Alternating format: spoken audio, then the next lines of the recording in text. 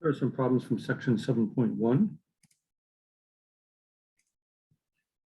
Number 7, x squared plus 12 equals 0. Subtract 12 on both sides to do the square root property. X is plus or minus the square root of negative 12. Take out the negative, it becomes an I.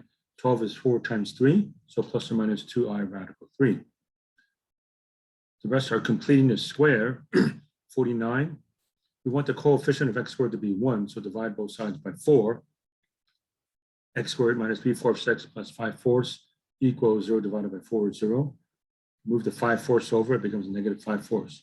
Okay, completing this square means take half the coefficient of x and square it. So half of negative 3/4 is negative 3/8. Square it, 9/64. So half and square.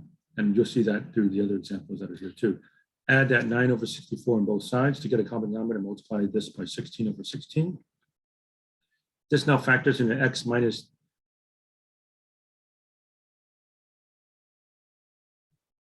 x minus 3/8 squared equals negative 71/64. That's negative 80 plus 9 is negative 71. Then take the square root of both sides. Looks like I made a mistake here. This should have been a 3. Sorry. X minus 3x is plus or minus the square root of negative 71/64. Take out the negative as an I. Square root of 64 is 8. Add the 3/8 to both sides. So this should be a 3. And this should be a 3. So x is equal to 3/8, or 3/8 plus or minus I radical 71/8, or 3 plus or minus I radical 71/8. 3 plus or minus I radical 71/8. Okay, so 51. Again, we want this coefficient to be 1. Divide both sides by 3. X squared plus 4/3 x minus 1/3 equals 0. Move the 1/3 over. Then do the half and square. Half of 4/3 is 2/3. Square it and you get 4/9. So you add that 4/9 to both sides. Common denominator, multiply by 3/3. This factors into x plus 2/3 squared equals 1/9. Square root property, square root, plus or minus. X plus 2/3 is plus or minus 1/3. Subtract 2/3. X is negative 2/3 plus or minus 1/3. So x is equal to negative 2/3 minus 1/3 is negative 3/3, which is negative 1. And negative 2/3 plus 1/3 is negative 1/3. 53, start off by dividing by 2. X squared minus 5x equals 11/2. Again, complete the square, half and square. Half of negative 5 is negative 5/2. Square it, you get 25/4. So add 25/4 to both sides.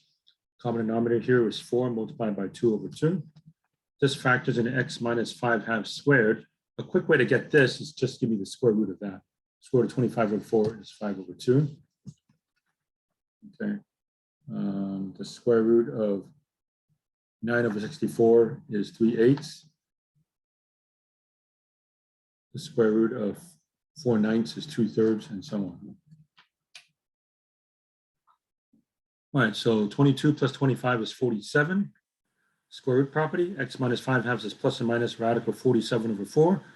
Square root of 4 is 2. And add 5/2 to both sides. So x is 5/2 plus or minus radical 47/2. Or 5 plus or minus radical 47/2. And finally, 55, divide both sides by 4. X squared minus 10/4, which is 5/2x, plus 11/4 equals 0. Move over the 11/4. Complete the square.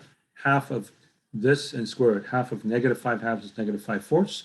Negative 5/4 squared is 25/16. Add 25/16 to both sides.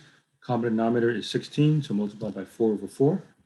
So this becomes negative 11 times 4 is negative 44, plus 25 is negative 19.